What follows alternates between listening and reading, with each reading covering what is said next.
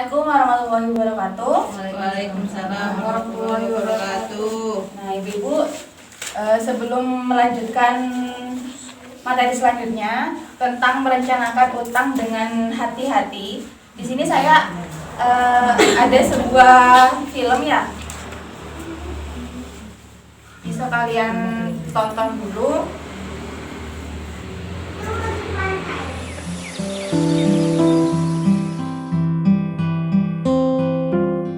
Untung saja kita punya kartu Jamkesmas ya nak. Jadi biaya rumah sakit bisa gratis. Ada obat tambahan yang tidak ditanggung Jamkesmas, Bu. Harus kita tebus sendiri. Harganya 400.000 lebih. Hah? Ongkos untuk bawa Agus ke sini juga belum dibayar. Kalau dijumlah semuanya jadi 500 ribuan, Pak. Ya Tuhan, dari mana kita dapat uang sebanyak itu? Apa kita tidak punya tabungan, Bu? Tidak ada, Pak. Tabungan ibu di arisan nggak sampai 50 ribu. Tabungan Dewi di sekolah baru habis dipakai bayar uang ujian. Sepertinya kita terpaksa berhutang, Pak.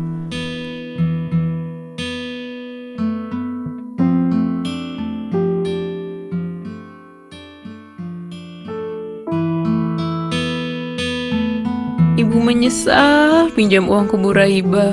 Utang kita yang 500 ribu udah ibu bayar 100 ribu bulan lalu. Tapi kita masih harus store 500 ribu lagi dalam 5 bulan ini. Padahal waktu menyerahkan uangnya, Bu Raiba sudah langsung memotong 50 ribu. Utang kita jadi banyak sekali, Pak. Itu pasti Pak Ceti, Pak. Dia pasti mau nagih utang juga. Berapa utang kita ke Pak Ceti? Cuma 100 ribu, Pak, untuk bayar cicilan utang ke Bu Raiba. Tapi harus lunas dalam 7 minggu. Dan ibu harus store 20 ribu setiap minggunya. Ibu belum bayar minggu lalu. Sekarang Pak Ceti udah datang lagi. Bu Lili, mana uangnya? 40 ribu. Nah, Ibu-ibu, dari video yang sudah disaksikan barusan, pesan apa sih yang bisa didapat? Kalau utang harus pintar-pintar, jangan apa gitu. Gimana boleh Meh?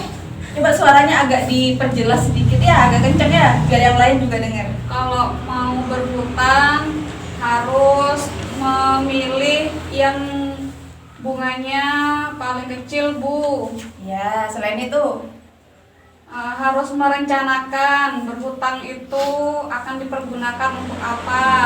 ya ada yang lain? Harus sesuai kemampuan, Bu. Nah, benar.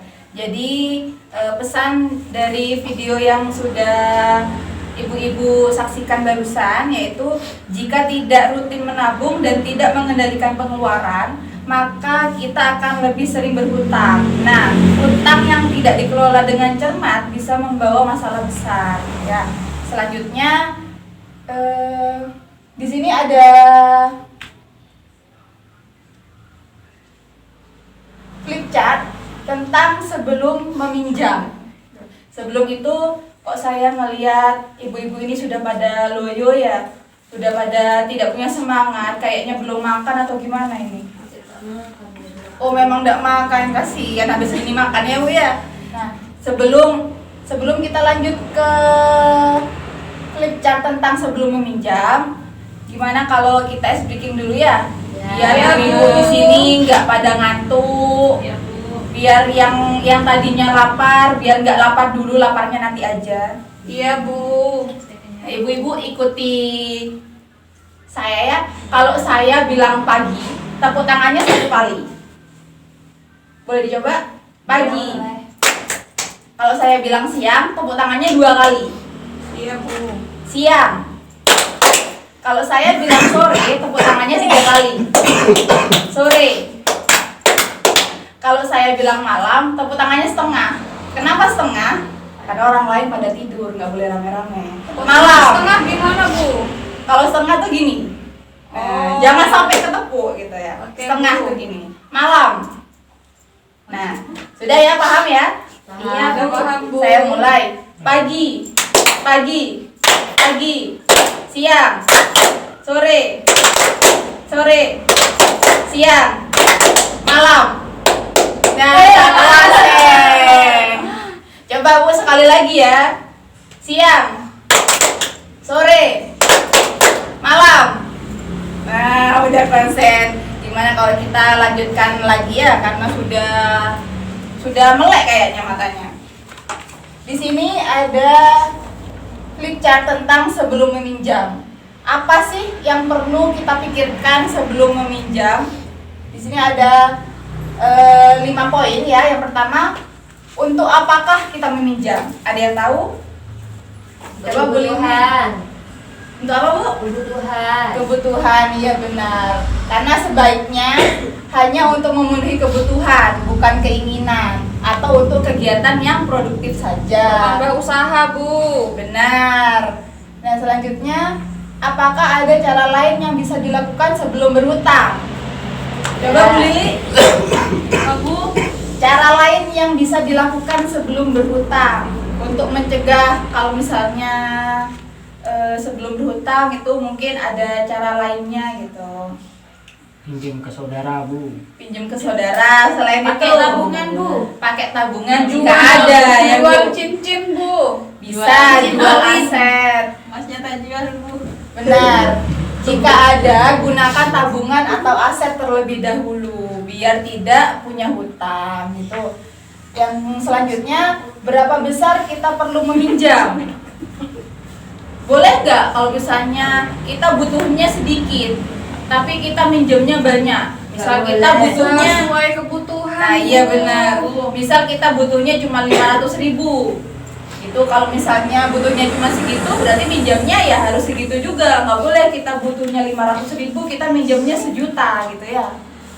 Jadi harus Bu. disesuaikan. Kalau misal pinjem butuhnya 10 juta tapi kita nggak bisa bayar gimana, Bu? Kebutuhannya gimana dulu, berapa dulu? Masa iya kebutuhannya sebanyak itu? Iya, Bu, buat bayar hutang yang kemarin-kemarin.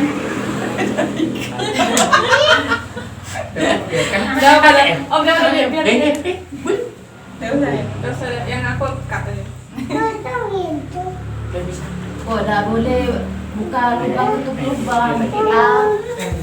Kan sudah dibilang. Nah iya benar. Jadi sesuaikan jumlah pinjaman dengan kemampuan kita untuk membayarnya.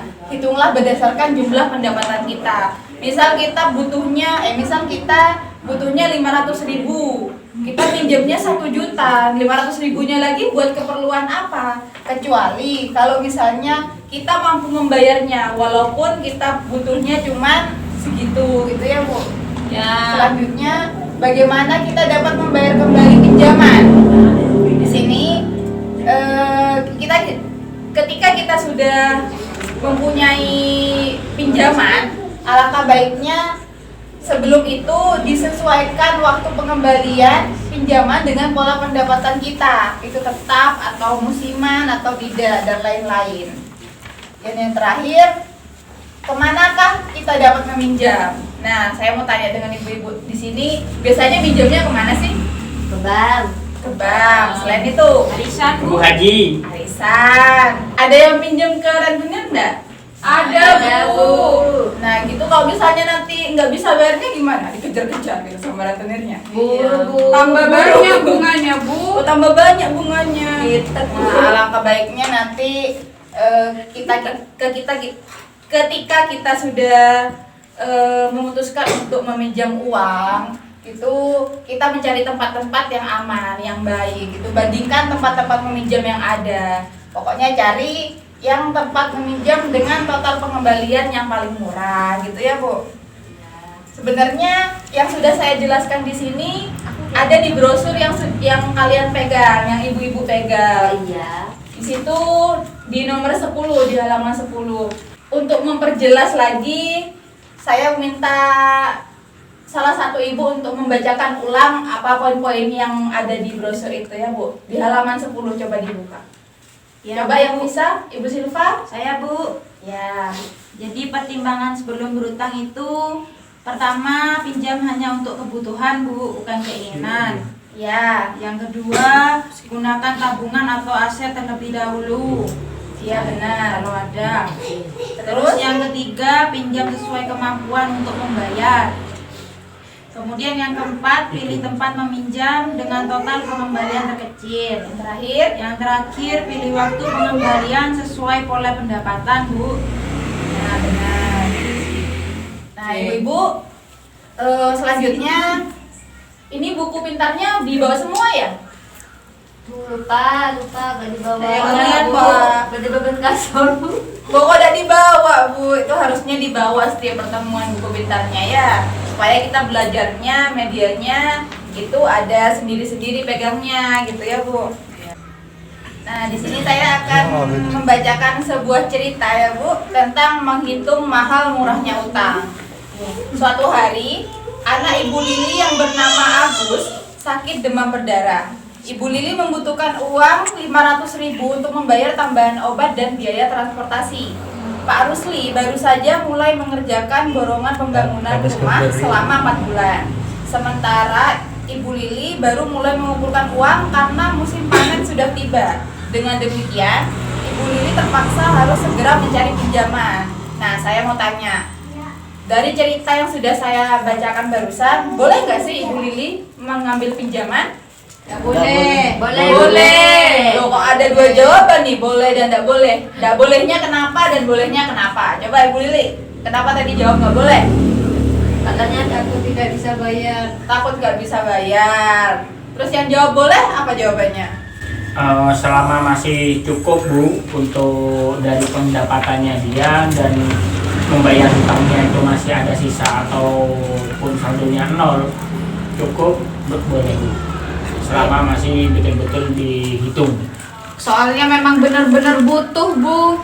Iya benar. Karena di sini Ibu Lili itu membutuhkan uang untuk membayar anaknya yang sakit. Jadi meminjam uang di sini, berhutang di sini itu untuk memenuhi kebutuhan, gitu ya, Bu ya.